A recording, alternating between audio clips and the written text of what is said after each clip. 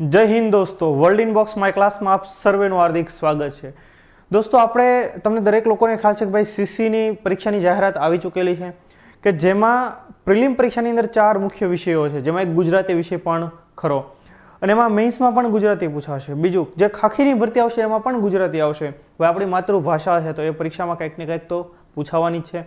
તો આપણે ભણી રહ્યા છીએ ગુજરાતી શબ્દ ભંડોળ. તો આજના લેક્ચરમાં આપણે ખાસ રૂઢિપ્રયોગો જોવા છે જે આવનારી તમામ પરીક્ષા માટે તમને ખૂબ મદદરૂપ થશે. અને અહીંયા જેટલા પણ રૂઢિપ્રયોગો છે બધા સરકારી સોર્સિસમાંથી લેવામાં આવેલા છે. આપણી પુસ્તકમાં પણ છે, સરકારી સોર્સિસમાંથી લેવામાં આવેલા, જેથી કરીને એ પૂછવાની સંભાવના ખૂબ વધારે છે. આપણે સમય પસાર ન કરતા ખાસ જોઈએ. પહેલો, અક્કલનું ઓથમીર. આપણે ઘણા કહેતા કે આ અક્કલનો ઓથમીર છે એટલે કે બુદ્ધિ વિનાનો છે. ત્યાર પછી અગત્યના વાયદા, લાંબા સમયના વાયદા, પૂરા ન થાય તેવા વાયદા, બરાબર, કે મોટી વાત કરી નાખવાની પણ એને પૂર્ણ કરવાની નહીં. ત્યારબાદ અડધી રાતે એટલે કે ભારે અગવડને વખતે કટોકટી ના પડે એને એમ કે અડધી રાત્રે. ત્યાર પછી અન્ન જળ ઉઠવું એટલે કે જીવા જેવી સ્થિતિ ન હોવી.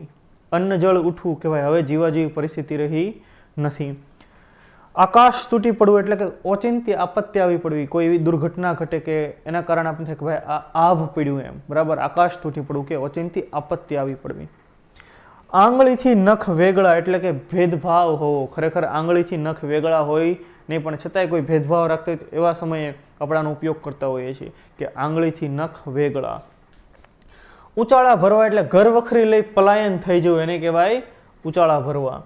ઊંધા પાટા બાંધવા એટલે કે અવળું સમજવું. આપણે કહેતા હોય કાંઈક અને સમજે કાંઈક તો એને કહેવાય અવળું સમજવું. ઓછું આવવું એટલે કે મન દુભાવવું. કક્કો ખરો કરવો, પોતાની વાત પરાણે કબૂલ કરાવડાવી, એને કહેવાય કક્કો ખરો કરવો. કાચું સોનું એટલે કે અત્યંત ફળદાયી, કાચું સોનું. કાન ઉઘાડવા એટલે સાચી સ્થિતિ જણાવી કે સમજાવી. કાન ઉઘાડવા, ભાઈ હા મેં આખી વસ્તુ સમજાવી, મેં એના કાન ઉઘાડ્યા, બરાબર, કે ભાઈ તૈયારી કઈ રીતે કરવી, તમને એવો પ્રશ્ન થતો હોય, કઈ એપ્લિકેશન વાંચી તો અમે તમને વાત કરીએ કે ભાઈ હા આ મુજબનો કન્ટેન્ટ તમને વર્લ્ડ ઇન બોક્સ માય ક્લાસમાં મળી રહેશે. તો એને શું કહેવાશે એક રીતે? તો કાન ઉઘાડ્યા કહેવાય છે, કે સાચી સ્થિતિ તમને જણાવી ગણાશે. ત્યાર પછી કાન ફૂંકવા એટલે ખોટું કહીને ચઢાવવું. કાનનું કાચું એટલે ભરમાવે તેમ ભરમાય એવું. ત્યાર પછી કાંડા કાપી નાખવા એટલે કે કબૂલાત કરી આપવી, લખી આપવું, કાંડા કાપી નાખવા. ત્યારબાદ કૂવામાંનો દેડકો એટલે કે સંકુચિત વિચારસરણી વાળું, કે જેણે માત્ર એ કૂવાની અંદર જ એક પ્રકારે કૂવામાંનો દેડકો એટલે કે એને બહારની દુનિયા જ કાંઈ નથી જોઈ એવો વ્યક્તિ, એવું વ્યક્તિત્વ, બરાબર, સંકુચિત માનસિકતા ધરાવનારું વ્યક્તિત્વ.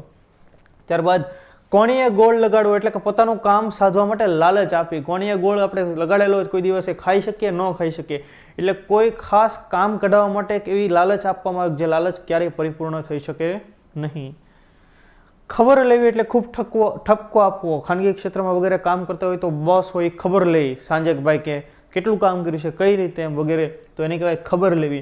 ખાડામાં ઉતરવું એટલે કે નુકસાન કરવું, ખાસ કરીને શેર માર્કેટમાં, બરાબર. પછી મકાન માલિક અને એનો ભાડો બે ભાડે રહેવા મળે એવી હાલત થઈ જાય, મતલબ ખાડામાં ઉતર્યા હશે, નુકસાન કર્યું. ખાતર પર દિવેલ, નુકસાનમાં વધુ નુકસાન. હા, ઇન્ટ્રાડે કરવા જાય તો નુકસાનમાં વધુ નુકસાન થાય એટલે ખાતર પર દિવેલ. ખાતું માંડી વાળું, બાકી રકમ માંડવાળ ખાતે લઈ લેણ દેણનો હિસાબ ચૂકતે કરવો. ત્યાર પછી ગણેશ માંડવા એટલે કે આરંભ કરવો, શરૂઆત કરવી. અને આપણે શુભ કાર્યની શરૂઆત સામાન્ય રીતે ગણપતિજીને યાદ કરીને એની સ્તુતિથી, એની પૂજા અર્ચનાથી કરતા હોઈએ. ગરદન મારવી એટલે ભારે નુકસાન કરવું. ગાલે તમાચો મારી મોં લાલ રાખવો. સુખી હોવાનો દેખાવ કરવો, કે જે અત્યારે જે મુજબનો સમય છે એમાં શું છે કે સુખી હોવાનો દેખાવ કરે છે દરેક લોકો. ત્યાર પછી ગોળના પાણીએ નાહવું એટલે કે છેતરાઈ જવું, બરાબર, છેતરાઈ જવું એક પ્રકારે. ઘાસ કાપવું એટલે નકામી મહેનત કરવી. ઘોળીને પી જવું એટલે કે ગણકારવું નહીં, કે હા ઓલો ભાઈ મારી વાત ઘોળીને પી ગયો એટલે કે મને ગણકાર્યો નહીં. ત્યારબાદ જોઈએ કે ચશમ પોશી કરવી એટલે કે દીઠું અદીઠું કરવું. 4 દિવસની ચાંદની એટલે કે થોડા સમયનું સુખ. કોઈ પણ નવી વસ્તુ આપણે ખરીદતા આપણને બહુ એના પ્રત્યે આકર્ષણ થતું હોય, પણ એ 4 દિવસની ચાંદની છે, થોડા સમયનું સુખ છે, થોડા દિવસોનું એ સુખ છે, ક્ષણિક સુખ છે. ચલતી ગાડીએ બેસી પડવું, વધુ મતીમાં જોડાઈ જવું. ચલતી ગાડીએ કાંઈ વાતની ખબર ન હોય તોય હારો એ ગાડીમાં ટીંગાઈ જાય, જોડાઈ જાય એક પ્રકારે, બરાબર. કોઈ પણ આખો મુદ્દાનો કોઈ પણ મુદ્દો ચર્ચાતો હોય જ્યારે તો એને કહેવાય ચલતી ગાડીમાં બેઠવું. ચીનનો શાહુકાર એટલે કે પાક્કો ગઠિયો. ત્યારબાદ ચોટલી હાથમાં આવી એટલે કે દાવ પેચમાં આવું કે ભાઈ હા પેલા એ કામ કરશે જ તે, એની ચોટલી મારી પાસે છે, મારા હાથમાં છે. એમ આપણને ઘણીવાર આવા બધા શબ્દો તમે સાંભળ્યા હશે.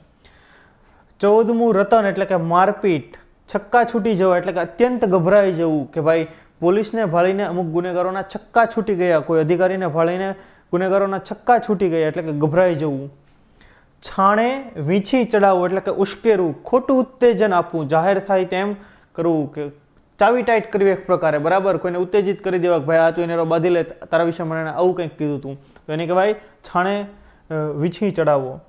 છાતી ઠોકીને કહેવું, હિંમતપૂર્વક વિશ્વાસપૂર્વક કહેવું, છાતી ઠોકીને કહેવું હા ભાઈ માય ક્લાસની અંદર તમને પૂરેપૂરો કન્ટેન્ટ આપવામાં આવેલો છે, તમે પ્રોપર રીતે ટાઈમ ટેબલ મુજબ ભણી લેશો એટલે તમારો સિલેબસ કવર થઈ જાય છે. છાતી ઠોકીને કહેવું, રાઈટ. જમીન પર પગ ન મૂકવો એટલે કે ગર્વથી બહેકી જવું, ખૂબ ઝડપથી ચાલવું. જળ મૂકવું એટલે કે પ્રતિજ્ઞા લેવી કે આજથી અખંડ પ્રતિજ્ઞા છે એમ, બરાબર. તો એને જળ મૂકવું કહેવાય છે કે ભાઈ અમે પાણી લઈ લીધું આજથી એમ. આપણે આવા શબ્દો તમે સાંભળ્યા હશે.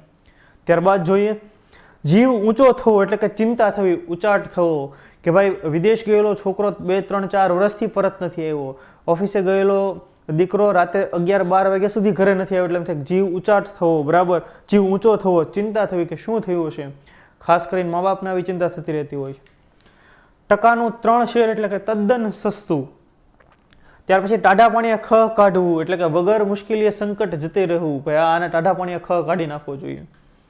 ઠંડે પાણીએ નાહી નાખવું એટલે કે આશા છોડી દેવી. ઘણીવાર ડૉક્ટર આપણે દવાખાને વગેરે ક્યાંક એવી દુર્ઘટના હોય, બરાબર, ત્યારે એમ થાય કે ભાઈ હવે કોઈ વ્યક્તિનો જીવ નથી બચે એમ, તો ત્યારે એવા સમયે કે ઠંડે પાણીએ નાહી નાખવું એટલે કે આશા છોડી દેવી કે ભાઈ હવે એને સારું થાય એવું નથી. ત્યાર પછી ઠોકર વાગવી, સાચું ભાન થાય તેવી મુશ્કેલી આવી, ખબર પડે ત્યારે આંખો ઉઘડે કે હા, તો એ ક્યારે ઠોકર વાગે ત્યારે કે સત્ય શું. ડંકો વગાડવો એટલે કે યશસ્વી કાર્ય કરી બતાડવું કે ભાઈ અમે પાસ કરીને દેખાડશું પરીક્ષા, બરાબર. એ એક પવિત્ર યાદી હોલી લિસ્ટમાં મારું નામ હશે ત્યારે ડંકો વાગશે, બરાબર. સમાજમાં બધે ફોટાઓ ફરશે. તડકો છાંયડો વેઠવો, દુઃખ સુખ સહન કરવા, તો આ તો દુનિયાનો દસ્તુર છે. તેલ કાઢવું એટલે થાકી જાય એવી રીતે કામ લેવું, થાકી જાય એવી રીતે, તો આપણે એવી રીતે મહેનત કરવી પડશે. દહીં દૂધમાં પગ રાખવા એટલે ખુલ્લા પડ્યા સિવાય બંને પક્ષને રાજી રાખવા પ્રયત્ન કરવો. આ બધી કૂટનીતિ થઈ એક પ્રકારે. ત્યાર પછી દાઢીમાં હાથ ઘાલવો એટલે કે ગરજપૂર્વક મદદ માંગવી, ખુશામત કરવી, બરાબર. દાંત ખાટા કરવા, ત્રાસી જાય એટલે સુધી થકવીને ન ફાવવા દેવું. ત્યારબાદ દાંતે તરણું લેવું, લાચારી બતાવી, હાર કબૂલવી, દીનતાથી શરણે જવું, એને કહેવાય દાંતે તરણું લેવું. નાળ પકડવી એટલે કે ખરું કારણ જાણવું, હા મને એની નાળ પકડાઈ ગઈ, કેમ એ પાસ નથી થતો, હું કામ તો કે પાછલા વર્ષના પેપરો જ નથી જોયા, તો એટલે પાછલા વર્ષના પેપરો જોઈને તમે તૈયારી કરી લેશો, પછી કન્ટેન્ટ ભણી લેશો તો તમને ઘણું સરળ થઈ જશે. તો આ સ્પર્ધાત્મક પરીક્ષાની નાળ પકડી લીધી આપણે, બરાબર. ખરું કારણ જાણ્યું. પગ ઉપર ઊભા રહેવું એટલે કે પગભર થવું, આત્મનિર્ભર થવું. મોદી સાહેબ કે ને આત્મનિર્ભર ભારત, પોતાના પગ ઉપર ઊભું રહેતું ભારત. તો આપણે તો એટલે જ પરીક્ષા પાસ કરવી છે, આત્મનિર્ભર બનવા માટે. 12મો ચંદ્રમાં એટલે કે ભારે વિરોધ, શત્રુતા. તમારે કોઈ મિત્ર હોય એની સાથે પછી 12મો ચંદ્રમાં થઈ જાય, પછી સામે મળે તો બોલવા વ્યવહાર હોય નહીં. ત્યાર પછી મગજમાં ઉતરવું એટલે કે સમજાઈ જવું. રજનું ગજ કરવું, નાની વાતને મોટી વધારીને કહેવી, રજનું ગજ કરવું. લોઢાના ચણા ચાવવા એટલે કે મુશ્કેલ કાર્ય કરવું. વળ ઉતારવો, બંધ બેસથી ગોઠવણ કરી દેવી, વળ ઉતારી દીધો ભાઈ, હા એની ગોઠવણ થઈ ગઈ. શીશામાં ઉતારવું, ભાઈ એને આપણે કહેતા બાટલીમાં ઉતારવું, બરાબર, એટલે કે બોળવીને ફસાવી લેવું. ત્યારબાદ હાથ લાંબા હોવા એટલે કે સામર્થ્ય હોવા, એની ક્ષમતા હોવી, ભાઈ કાનૂન કે હાથ લંબે હોતે, બરાબર, એની ખૂબ ઓળખાણ છે, પોતે સામર્થ્યવાન વ્યક્તિ છે કંઈક કરવા માટે. તો આ ખાસ ઇમ્પોર્ટન્ટ આપણા મુદ્દાઓ કે જે તમને પરીક્ષાની દ્રષ્ટિએ ખૂબ ઇમ્પોર્ટન્ટ થશે, બરાબર. જો તમારે આ રીતે આખી ડિટેલ ભણવી છે, કમ્બાઈન આખો કોર્સ ભણવો છે, તો સીસીનો કોર્સ પણ આપણે અપલોડ કર્યો છે, જનરલ ફાઉન્ડેશન કોર્સ પણ આપણે અપલોડ કર્યો છે. અને જો તમે એવું ઈચ્છતા હો કે તમારે કોઈ એક વિષય તમારો વીક છે એ ભણવો છે, તો એ પણ તમને world in box my class એપમાં મળી જશે, બરાબર. 23 વિષય, 2472 વિડીયો અને 781 કલાક. તો વધુ માહિતી માટે આ નંબર ઉપર તમે કોન્ટેક્ટ કરી શકો છો. અને મારા રિઝનિંગના લેક્ચર પણ ટૂંક સમયની અંદર આ એપ્લિકેશનમાં આપણે અપલોડ કરી દઈશું. તો ફરી પાછા આપણે મળીએ, ત્યાં સુધી જય હિન્દ, જય ભારત.